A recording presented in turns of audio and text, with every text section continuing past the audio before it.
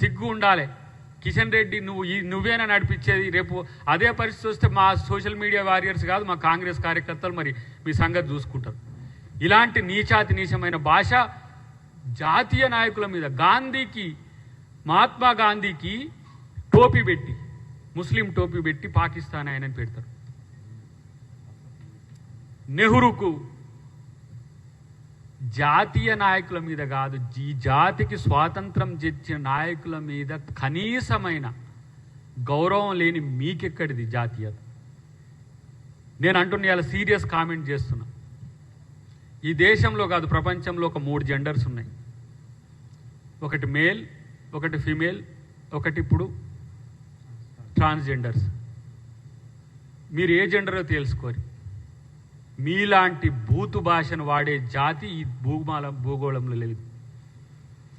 రాహుల్ గాంధీని దేశద్రోహి మీరు అన్నారు అని అంటే, మీకంటే లీడర్ ఆఫ్ ది అపోజిషన్ పార్లమెంట్లో, ఇది మీ సంస్కృతి. ఎవరన్నా ఆయన? కేంద్ర మంత్రి. ఇక్కడ కేంద్ర మంత్రి.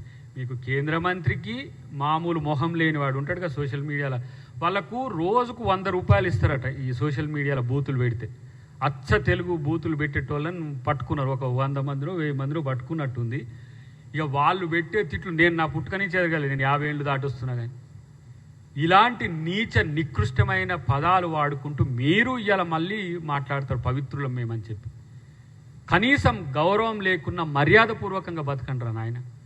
ఏమవుతుందిరా బాబు, మీకు వస్తే నెలకు ఒక 5,000 10,000 రూపాయలు వస్తాయి మీ సిస్టమ్స్ నుంచి పెడితే.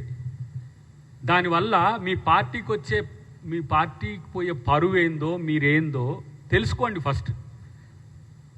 నేను ఎప్పుడో మర్చిపోయినా. చాలామంది మిత్రులు ఈ ట్రోల్స్ మీద చేసినప్పుడు చూస్తే 5-6 సంవత్సరాల నుంచే చూసిన.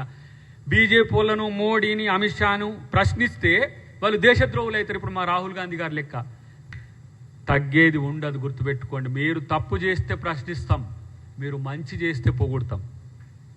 ఇలా ఎందుకు రాహుల్ గాంధీ గారు మీరు నిర్ణయం తీసుకోండి, ప్రధానమంత్రి గారు మీ వెంట మేము ఉంటామని చెప్పి రాహుల్ గాంధీ గారు ఇలా మా మల్లికార్జున ఖర్గే గారు మీకు భరోసా ఎందుకు ఇచ్చిండ్రంటే, ఒక ప్రతిపక్షంగా ప్రధానమంత్రికి ఆ స్వేచ్ఛ ఉండాలి, మన దేశపు నాయకుడు అని చెప్పి ఇచ్చినాం. ఆ మాత్రం ప్రజాస్వామ్యయుత వాతావరణం మీకు ఎందుకు కొరవడింది? అరే మా పాకిస్తాన్ మోను మీద ప్రేమ ఉన్నదిరా నాయన మీకు. ఇంకెవడన్నా పాకిస్తాన్ మీకు సపోర్ట్ చేసేటోని మీద, ఇప్పుడు చైనా మీద వీళ్ళు ఏమనరు. రాలిన మిసైల్స్, పడ్డ స్కడ్స్ అన్నీ కూడా చైనా మ్యానుఫ్యాక్చర్డే. కానీ చైనా మీద ఏముండదు. చైనా 4 కిలోమీటర్ల లోపలికి వచ్చినా ఏం లేదు. ఇలా కాంగ్రెస్ పార్టీ మీద విషం జిమ్ముతున్నారు. నేనంటున్నా, నిజాయితీ ఎప్పటికైనా నిలబడుతుంది. మీరు తప్పుడు ప్రచారాలు చేస్తే రాహుల్ గాంధీ యొక్క ప్రభ మసకబారిపోదు. ఈ దేశం కొరకు సోనియా గాంధీ తన 2 చిన్న పిల్లల్ని తన కండ్ల ముందే, తన అత్త చనిపోతే, తన కండ్ల ముందే తన భర్త చనిపోతే, తనకు కూడా థ్రెట్ ఉంటే తన పిల్లల్ని కోడిగాక తన పిల్లల్ని చంకన దాదుకున్నట్టు దాదుకొని ఇలా మళ్ళీ దేశం కొరకు రాహుల్ గాంధీని, ప్రియాంక గాంధీని ఇచ్చిన చరిత్ర ఇలా గాంధీల కుటుంబం. మీరా గాంధీల కుటుంబం గురించి మాట్లాడేది? మీరా ఈ దేశ స్వాతంత్రం కొరకు కొట్టింది? ఏం చేసిండ్రు మీ నాయకులు? పోయి చూడండి. బ్రిటిష్ వాళ్ళ బూట్లు నాకిన వాళ్ళు. ఆ మధ్యన నేను అన్నదానికి బ్రిటిష్ వాడిని ఎదుర్కొన్నాం, బీజేపీ వాడిని ఎంత అన్నందుకు వాళ్ళకు తలకాయని వస్తుంది వీళ్ళకు. అమ్మో వచ్చిండు అని చెప్పేసి. సన్నాసులారా, మిమ్మల్ని కూడా ప్రేమించే గుణం ఆ కుటుంబానికి ఉంది, గాంధీల కుటుంబానికి.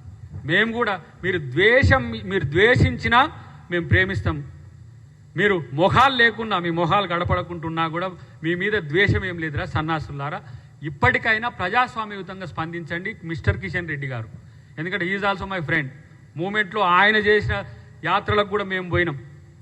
ఇలా ప్రజాస్వామ్యయుతంగా ప్రశ్నించుకోవడం, పోరాడుకోవడం ఉండాలి. కానీ ఇలాంటి దిగజారే నీచపు సంస్కృతిని ఈరోజు బీజేపీ ఇక్కడ తీసుకొచ్చింది. అది పర్టికులర్గా రాహుల్ గాంధీ లేదంటే గాంధీల కుటుంబం మీద, కాంగ్రెస్ మీద చేస్తున్న విషయాన్ని మానుకోవాలని చెప్పి వారికి విజ్ఞప్తితో కూడా డిమాండ్ చేస్తున్నారు.